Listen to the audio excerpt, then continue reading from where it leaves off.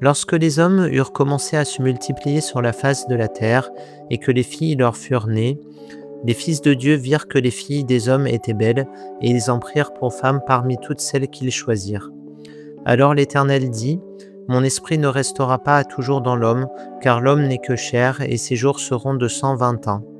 Les géants étaient sur la terre en ces temps-là, après que les fils de Dieu furent venus vers les filles des hommes, et qu'elles leur eurent donné des enfants.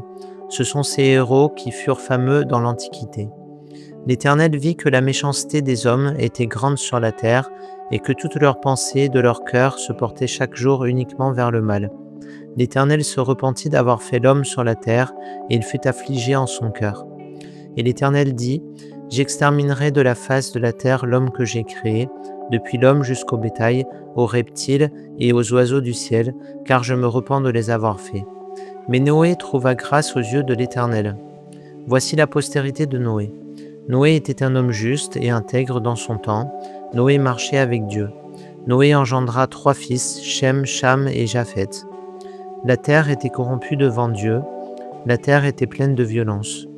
Dieu regardait la terre, et voici, elle était corrompue, car toute chair avait corrompu sa voie sur la terre.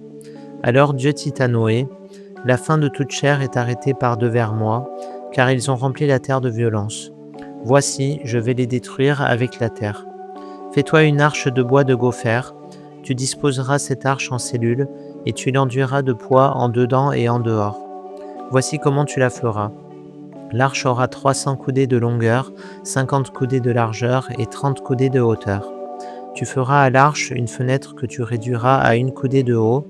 Tu établiras une porte sur le côté de l'arche, et tu construiras un étage inférieur, un second et un troisième.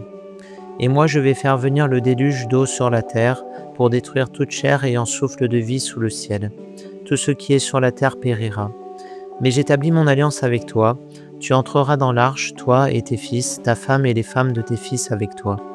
Tout ce qui vit, de toute chair, tu feras entrer dans l'arche 2 de chaque espèce, pour les conserver en vie avec toi. Il y aura un mâle et une femelle. Des oiseaux selon leur espèce, du bétail selon son espèce, et de tous les reptiles de la terre selon leur espèce. 2 de chaque espèce viendront vers toi pour que tu leur conserves la vie. Et toi, prends de tous les aliments que l'on mange, et fais-en une provision auprès de toi, afin qu'ils te servent de nourriture ainsi qu'à eux. C'est ce que fit Noé. Il exécuta tout ce que Dieu lui avait ordonné. Voilà, alors on a un chapitre 6 un petit peu difficile, parce que c'est un moment décisif dans la Genèse, donc c'est un tournant important, puisque Dieu va décider de faire un reset finalement complet de sa création. Donc voilà, rien ne va plus dans ce chapitre. Les fils de Dieu arrivent sur terre pour prendre les filles des hommes. Alors, on n'a pas beaucoup de détails dans le texte biblique sur ce que sont ces fils de Dieu. On pourrait croire que ce sont des hommes, tout simplement parce que les fils de Dieu sont des hommes, mais le livre d'Hénoch nous donne un peu plus d'informations sur les fils de Dieu. Donc il y a une autre traduction qui est possible pour cette histoire de fils de Dieu, c'est celle de fils des cieux. Donc les fils de Dieu venant du ciel. Donc ce serait finalement des anges, hein. Et donc dans le livre d'Hénoch, ces fils des cieux s'emparent des filles des hommes et donnent naissance aux géants. Et les géants, on les retrouve justement dans ce chapitre 6 de la Genèse, ce qui permet de recouper un petit peu tout ça et de voir qu'il y a une certaine logique dans le texte quand même du livre d'Hénoch aussi. Et ça permet d'éclairer un petit peu ce début du chapitre 6. Alors voilà, ensuite l'homme s'éloigne peu à peu de Dieu, ce qui est un peu triste finalement. Et de par son éloignement, sa durée de vie se retrouve réduite à 120 ans. Donc on est bien loin des centenaires que vivaient les patriarches, donc entre 400 et 800, 900 ans avant qu'ils s'éloignent de Dieu finalement. Et puis voilà, donc on a finalement un abandon total de Dieu pour sa création et une décision de Dieu de faire un reset de sa création. Donc on voit dans ce passage, et c'est quelque chose qui va un peu continuer tout le long de l'Ancien Testament finalement, on a un Dieu qui se construit aussi historiquement. On n'a pas affaire au Dieu, intemporel du Nouveau Testament. On a un Dieu qui, au contraire, va tâtonner, va faire des tests, va essayer, va prendre de l'expérience, hein. C'est-à-dire que en testant des choses avec la création, en voyant comment la création se comporte, Dieu va aussi, adapter son discours, adapter, ses façons de voir. Et dans un premier temps, Dieu va décider de créer, ensuite il va décider de détruire sa création, puis finalement d'accorder quand même, un espoir, hein, avec Noé, on va voir ça, juste après. Donc de laisser un espoir, à la création. Et puis plus tard, on le verra dans les chapitres suivants, Dieu va aussi regretter, hein, donc il y a le regret, chez Dieu, qui est important. Le regret d'avoir, détruit, sa création à ce moment-là. Et puis, Dieu va décider de se retirer peu à peu de comment dire? De l'action sur la création. Donc, du chapitre 1 à 6, on a une action qui est totale, hein, de Dieu sur la création.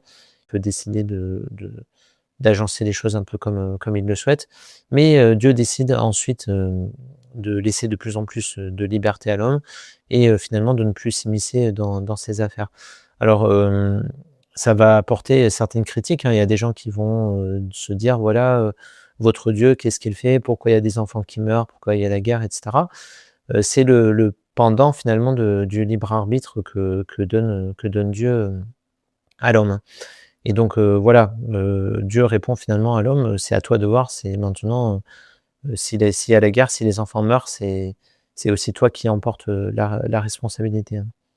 Voilà, donc pour reprendre la question de Noé, donc voilà, on a l'apparition dans ce chapitre du personnage de Noé et de sa descendance, qui est un personnage donc qui est très important parce qu'il porte l'espoir de Dieu, dans ce moment difficile.